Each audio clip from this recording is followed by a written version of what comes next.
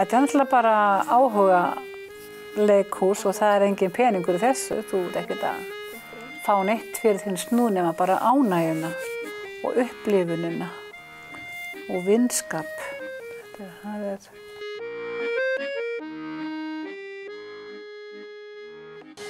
Komið sæl og velkomin í Bak við tjöldin. Ég stödd hérna fyrir utan Ungó á Dalvík og við ætlum að kynnast leikfélagi Dalvíkur. Dalvík ekkert mjög gamall bær í sjálfu sér. Byrjaði hérna í þéttbýlismyndum bara þar síðustu aldamót og bara mjög fljótlega eftir það þá svona byrjaði það var náttúrulega ungmennafélag og þau fóru að fjármagna sig með leiksýningum. Það var það inn að ungmennafélag sett upp sýningar og það var strax bara býsna öflugt starf. Ég held að þau sett upp bara sýningar á hverju ári þarna eftir, svona upp úr 1920 þá heilmikið starf. Og fljótlega þá kom í ljós að það vantaði húsnæði undir þetta, þannig að þá fóru menn að huga að húsbyggingu. Og byggðu þetta hús 1930 ungmennafélag Svarfdæla sem var þá sameiginlegt ungmennafélag. Hérna þéttbýlisins og sveitarinnar. Og reyndar merkilegt að sama ár byggjaði sundlaug fram í sveitinni. Þannig að þetta starf gríðarlega öflugt. Og leið eru þau að setja upp sýningar, einmitt til þess að fjármagna bæði þessa byggingar og þessa starfsemi. Og bara mikil krafa í samfélaginu líka bara að halda upp í svona félagsstarfi, menningarlegu félagsstarfi. Og þannig var þetta var ungmennafélagi, jafnvel kvenfélögin voru að setja upp leiksýningar. En það svo ekki fyrir 1944 sem að leikfélag Dalvíkur stofnað. Og síðan þá hefur verið, náttúrulega svona dálítið köflótt starf en oft mjög mikið og oft lægðir, bara eins og gengur gerist í svona félagi. En frekar öflugt svona, yfirleitt. Já, hefur þótt mjög öflugt félag leikfélag Dalvíkur.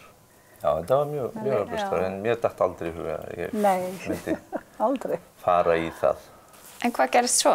Svo tók þið nú þátt? Svo liðu árin. Já, það var nú bara, það var verið að setja hér upp sýningu hérna þar sem voru svona þrjú systkini, leiksið hétt Fjölskyldan og það var búið að vera að reyna að ná einhverjum í þennan bróður, þetta voru tvær systur, einn bróður, drykkjumannaheimili og einhverjum datt í huga að spyrja mig og mér fannst það alveg fáránlegt en fékk að kíkja á handritið og ekki með neinni skuldbindingu og áður en ég vissi þá var ég komin alveg fullt í þetta og sé ekkert eftir því, þetta var alveg óskaplega gaman og næstu 10-15 árin þá var ég hér í leikhúsinu. Ég langar að skjóta þig inn bara því að ég fór svo rosalega ofta sýninguna. Það var áður en við svona kynntumst. Það var alltaf á brókinni og mér finnst hann afskaplega bara vel byggður. Já, takk. Og þarna, já, sá ég hann fyrst. Svona mitt upphafi hjá leikfélag Dalvíkur. Já, það var svolítið sniðugt að 1995 þá hefur verið að setja upp hérna Stúdtungasögu og það var stefnt á því að vera með sem sagt 3 kvíslara og það var haft samband með mig og spurt hvort ég væri til í að koma sem 3. kvíslari. Og ég var svona að hugsa vegna þess að ég með manni minn á sjó var ein heima með 4 börn og ég hugsaði með mig, jú, mér er alltaf í lagi að koma svona öðru hvoru gott að komast aðeins út. Svo byrjar æfingarferlið en það sem að gerist að hinar 2, það hætta. Þannig að ég var alltaf eini kvíslari og þá voru æfingarnar frá 8 til 12 á kvöldin og ég var hérna öll kvöld í 6 vikur og svo náttúrulega allar sýningar sem við sýndum. Þannig að þú veist, þetta var þvílíkt trukk, en það sem að samt ég hafði gaman að bæði, hún Sigrún Valbergsdóttir var að leikstýra okkur og þetta var gert þannig að því ég var eini kvíslar, þannig ég lærði náttúrulega svo mikið bæði hlutverkin og allt saman. Þannig að ef einhver komst ekki á æfingu, þá var ég fengið til þess að fara upp á svið og labba, þannig var þetta að gera æfinguna eðlilega. Og ég fekk bara tilkynningu oft þegar ég mætti á kvöldin hverja vantaði. Bara við þetta, þá fékk ég svolítið bakteríuna bara líka vera upp á sviði.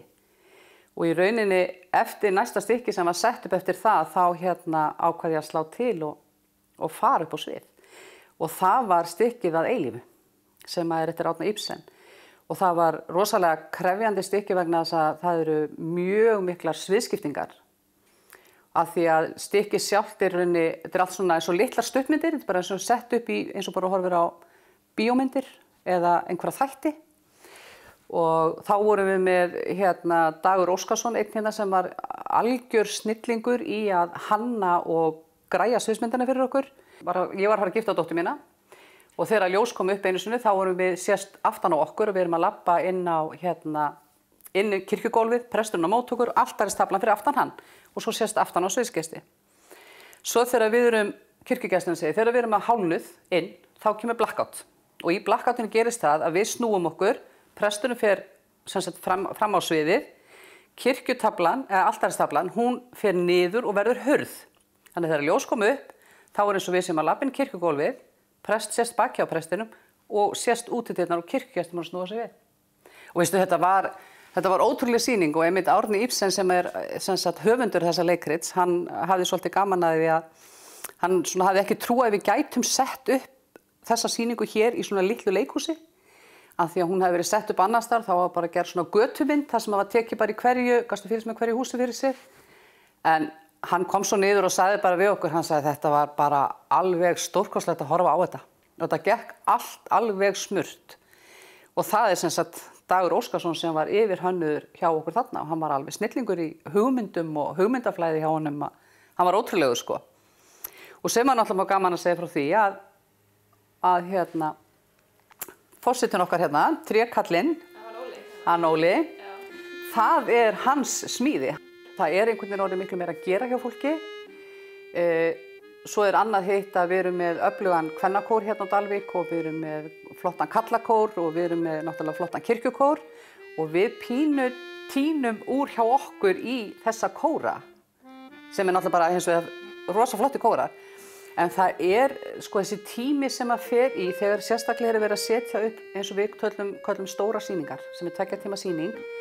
Þá erum við að tala æfingaferli alveg upp undir 6 vikur.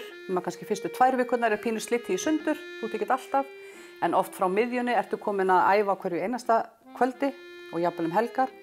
Og svo náttúrulega eru sýningarnar og við vitum aldrei hvað þær verða margar. Þá ertu að binda þig alveg svolítinn tíma. Þetta finnst fólki stundum erfitt.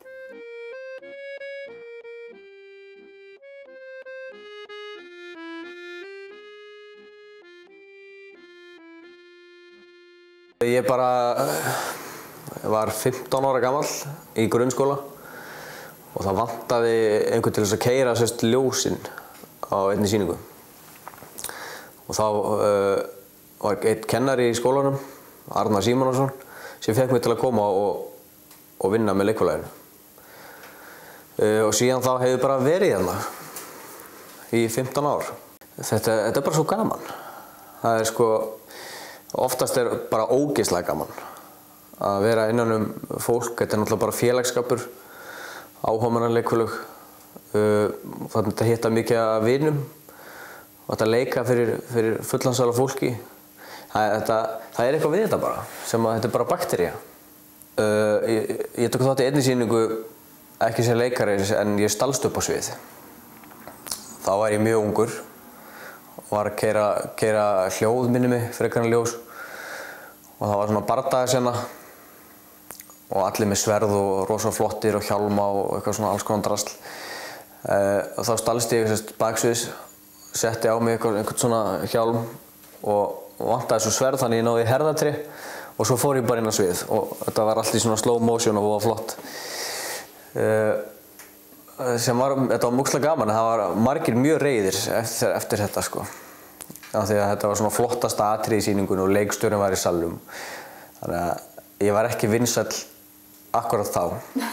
Það var fyrsta sinn sem ég fór på svið sko. Það vantaði svona eitthvað jólastykki í kringu jól og ég og Aron Birkir Óskarsson, vinur minn, sömdum bara leikrit sem heitir Ropp Popp Jól, klukkutíma langt og sömdum nokkur lög inn í það líka. Fundum svo leikara sem okkur langaði svona að hafa með og bara létum vaða á þetta. Sýndum 4 daga milli jól og nýjárs fyrir fullu húsi.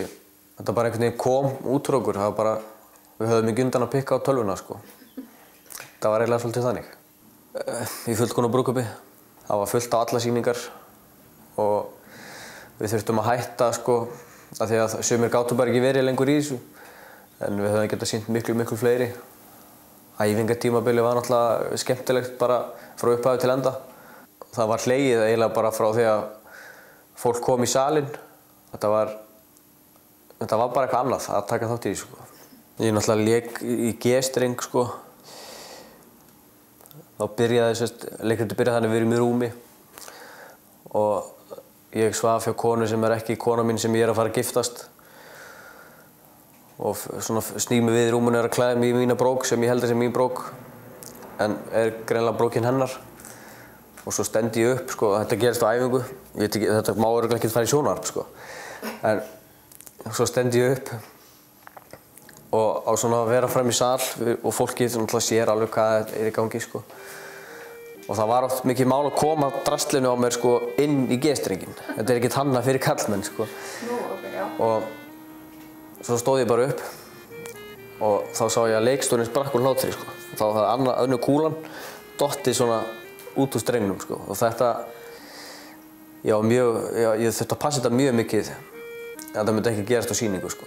Þótt að sé kannski alveg fyndið en þetta svona frekar vandræðalegt þegar kemur eitthvað dót sem má ekki vera sko. Að vera saman í hóp og hlæja heila kvöldstund, oft í viku, þá líður bara miklu betur sko. Það er ekki vísindi þar á bakvið. Það var verið að leita fólki, það var átt að setja upp söngleik og ég hafði gaman að syngja og hafði verið byrjuð í kór hérna. Það var átt að kalla fólk í samlestur, ég sló til en ég var mjög kvíðin af því að í den átti ég til að stama og ég sagði guð mig góðni, ég mun aldrei fara á leiksvið. Ég get alveg raula sko. Og þannig byrjaði þetta. Já, þetta var saumastofan, Þetta var saumastofan til Kjartan Ragnarsson og þannig fór það en Öddi bróðir minn, hann átti að leika kærasta minn og mér fannst það ekki alveg passa inn. Ég var mjög fegin þegar hann dróð sig út úr ég var mjög stolt af hann að hann skildi þora að vera á leika líka. Það var heppilegt. Það var heppilegt. Þá var hérna sviðsmaðurinn dreginn inn í hlutverk sem var ég. Sveitamaðurinn.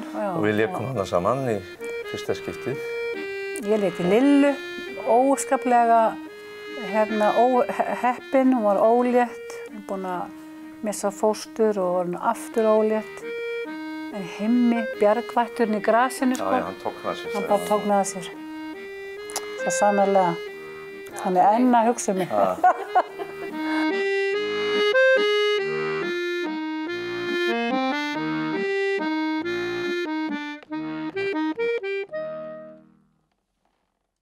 Ekki hugsa, ég er svo stressuð, ég er svo stressuð, ég er svo stressuð, ég er svo stressuð. Ég var mjög virkur í líka sko landssamtökunum í Bandalagi íslenska leikfélaga þar sem við hittumst hverju ári og það út af fyrir sig gerði störfin heima líka miklu öflugari þegar menn komu með reynslu og frá hinum félagunum. Ég var í stjórn Bandalags leikfélaga og svo var ég staðarráðsmaður á Húsabakka þegar það var verið að leita að stað fyrir skólan og ég hafði ekki einu sinni hugsað út í það fyrir bara allt í henni. Heyrðu, ég er með skóla. Ég er bara hérna með akkúrat aðstöðuna. Og það varð og þessi skóli var rekinn á Húsabakka í 10 ár. Við vorum með svo mikið af góðum leikstjórum og lögðum metnað okkar í það að ráða til starfa leikarar gjarnan sem voru að leika hjá Leikfélagi Akureyrar og við nutum þessar stuttu fjallaðar sem er á milli okkar og þannig að svona allir ég hef kannski mikið sagt allir en mjög mikið af góðum þekktum leikstjórum ólu okkur upp í leikfélaginu hér. Arnar Jónsson, Pála Halldór, Gíó og Þráinn Karlsson og Blessuð sé minning hans. Já, þetta var mjög öflugt að fá þetta góða fólk til að ala okkur upp og kenna okkur. Ég kannski lagði miklu meiri tími í þetta, bæði vegna þess að ég hafði frekar aðstöðu til þess. Það er að segja Kristína annarkvort þurfti að vera heima með börnunum og það tæmist nú oft á konuna. En þú líka byrjaði þessu undan mér, sko. Já. Og ég var kannski líka í fleiri hluti. Ég var svo mikið í senunni, að hanna senur og smíða senur, gera ljósin. Þetta var bara, ég var alveg heiltekinn þess, ég var bara sjúkur maður. Hann ætlaði í nám, sko, í þetta. Já, og ég ætlaði meira þess að fara í leikmyndasmíði. Já.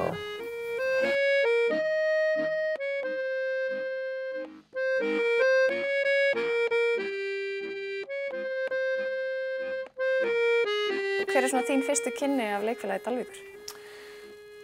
Ég er kannski fyrstu kynnin hafa kannski verið mögulega svona í gegnum pappa. Hann var smiður og svona alltbúlimaður og tók oft þátt í leikmyndagerðinni og því öllu saman og koma hérna með honum eða hitta hann eitthvað og koma hér inn á baksviðs og þetta eru miklu töfrar, sko. Þetta er á þessu tíma var þetta eitthvað svona og er enn í dag, það er eitthvað magnað við þetta. Ég held að stundum erfitt að setja putta á það nákvæmlega hvað það er. Þetta eru bara einhverju töfrar. Ég held að það sé svona kannski fyrst. Og svo að klæða sig upp á að fara í leikhús. Ég man fyrst eftir að fara í leikhús á Akureyri, á litli Klás og stóri Klás sem var barnaleikrit og þetta var heilmikill viðburður að fara til Akureyrar og í leikhúsið og svoleiðis. Svo hér man ég eftir svona sem að ég fór að kannski annars stundum að þvælast hér kannski á æfingatímabilið eitthvað. Það var leikrit sem hét Títur í Sassafrastrjánum og það var fyrsta leikstjórnarverk á nýútskrifaður Guðjón Pettersen sem var síðar leikhússtjóri í Borgarleikhúsinu. Og þetta var mikið af tæknibrellum og indjánar og það var skotið með örvum sem voru festar í vegginn og þess skutust svona fram og þetta, maður var alveg heillaður af þessum brellum og lífinu og orkan sem myndast í leikhúsinu. Ég fór á þetta leikrit og svo held ég að færi 6 eða 7 sem ég viðbót. Ég bara lauma mér hér á bakveð, það var laust og þá bara fekk ég að sitja. Það var alltaf ég var gaman. Það kringu 99 eða eitthvað svoleiðis og þá lék ég í leikrit þetta Hjörleif Hjartarson frá Tjörn. Það hét frumsýning sem að gerist á bakvið þegar það var frumsýna Skuggasvein og það voru stór hópur og margir og bara mikið líf og mikið fjör. Og síðan var ég bara með að leika, skrifa og leikstýrði svo í lokin. Fyrsta heila leikritið skrifaði var fyrir unglinga, var verkefnis Leikfélags Dalvíkur fyrir unglinga, mjög stóran hóp af krökkum og unglingum sem hét Kverkatak og var draugaleikrit og það var líka alveg magnaður tími, magnaður að vinna með krökkurum, magnaður að búa til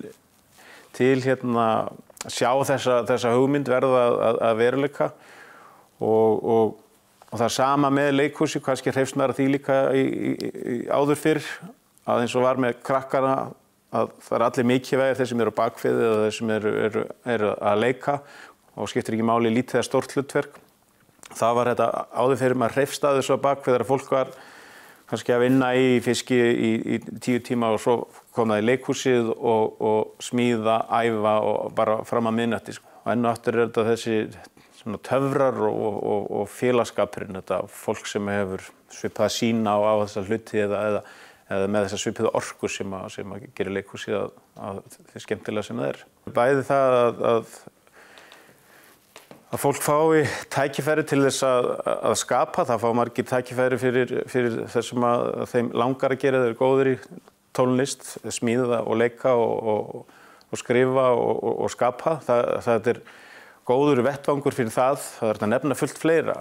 Mjög margir í gegnum tíðina sem að hafa flutt til Dalvíkur og kannski að leita sér svona hvernig þeir komast inn í samfélagið og það hafa mjög margir akkurat komið inn í samfélagið með því að leika og taka þátt. Geta allir verið með af því að við þráum öll samveru og félagsskap. Ég held við þurfum að nærast á því að vera með fólki. Þetta skiptir miklu máli og svo skipta líka máli þetta að það sé boðið upp á eitthvað svona og fólk klæðis upp og komið leikhús og þetta að við höfum þetta.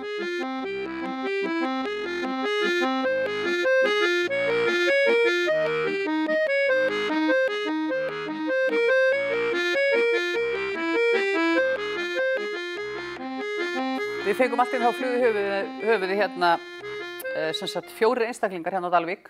Það sem sagt ég og Friðrik Hjörleifsson, Arnar Símonarson og Sólveig Rökkvarsdóttir. Allt inn datt ykkur hvernig væri að bara skrifa eitt leikrit. Og við settumst niður og það var úr að við á 3 vikum skrifuðum við 2 tíma leikrit með 18 leikurum. Og þetta var sem sagt leikrit sem byggðist upp á það. Þetta var þannig að það var verið að boða fólk á Sveitabæ. Það voru allir gestirnir boðir, allir ættingar vegna þess að þáttu að fara að lesa upp erfðaskrá konuna sem bjóð þarna á bænum. Nema það verður vont veður og það náttúrulega lokast allir inni. Og það er ýmislegt sem fer þá að gerast og ganga á og náttúrulega fer að koma það svona sakamála, þetta var svona sakamála, drama, glens og gaman, þú veist. Þetta gekk alveg óboðslega vel. Við sýndum bara fleiri sýningar af þessu. Þannig að við vorum rosalega ánægð. Ein senan er þannig að það er voðalega dramatísk sena vegna þess að þar eru systur, sem sagt dætur konunnar. Þær sem sagt sitja fram í stofu og þær eru aðeins að rifja upp svona æskuna með móði sinni og þetta var svo dramatíkin í þessu alveg hljóð í salnum. Þá verður það að einn leysir vind með miklum áhuga. Og veistu það? Það sprakk þetta allt saman, þetta gat ekki gerst á verri tíma. Og þetta var svo mikill hlátur, við ætlum aldrei að koma sýningunni í gang aftur, bara því miður, þetta var samt ótrúlega fyndið og í þessari dramasenu, sko. Það er svo stórkostleg frumsýningin, sérstaklega þegar maður er höfundur. Það er miklu meira gaman, sko. Þannig að það gaf rosa mikið. Heldur þú skrifir ekki eitthvað fleira framtíðin? Ég veit það ekki. Maður lofar engu. Við vorum í svona samstarfi við skólann. Já. Vorum með námskeið. Og það helgaðist náttúrulega líka því að við vorum sjálf búin að mennta okkur í gegnum okkar leikstjóra og sóttu mikið að námskeiðum. Og það var dálítill hópur sem að lagði einmitt mennta sinni í það að mennta sig aðeins í þessu. Og við gerðum samning hreinlega við skólan það að halda námskeið og setja upp sýningar. Það gerði eins og Arnar Símonarson og Já, og það voru hérna ákveðnir einstaklingar sem voru sérstaklega. Námskeið hérna og það fór bara vaxandi. Það var, já, það má ekki gleyma því. Nei, og einmitt Friðrik var hérna mjög öflugur þegar hann var hér í skóla. Og svo bara... Hélt svo áfram eftir að hann var útskrifaður sjálfur úr skólanum. Þannig að ég held að það sé alveg hárrétt að svona barna- og unglingastarf hefur verið mjög gott hjá leikfélaginu. Já, þetta er bara, finnst mér vera, þetta er framtíðin líka, sko. Það má ekki gleyma það. Þetta er rosalega mikil skóli fyrir krakkana, alveg æðislegur skóli að fá að taka þátt í leiksýningu.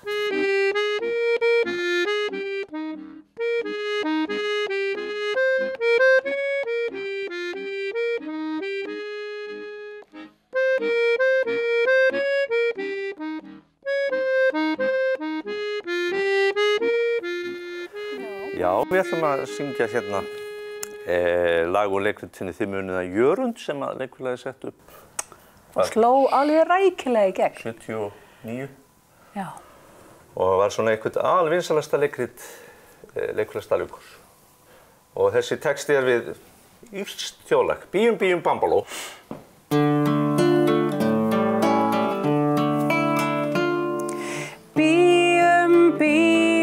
Bambaló, bambaló og dilli dilli dó. Vini mínum vagga ég í ró, en úti bíður andlit á glugga. Þegar fjöllin fimbulhátt há, fylla brjóst þitt heitri þrá, leika skal ég langspil á, það mun þinn hugan huga.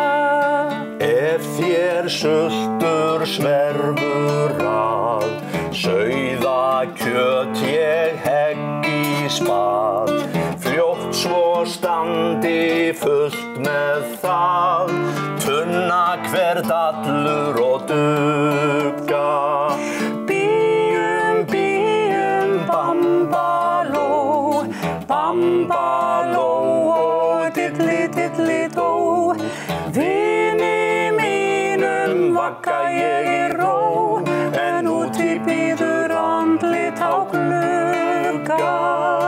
Ef þig langar eitt hvert sinn, ögnað smakka góðfiskinn, fram ég sendi flotan minn, skínandi skútur og glugga. Hjá mér bæði hlíf og skjól, hafa skaltu ef ílsku fól, flærðir með foldarból, læðast og launráð brugga. Bíum, bíum, bambaló, bambaló og dilli, dilli, dó, vini mínum vagga ég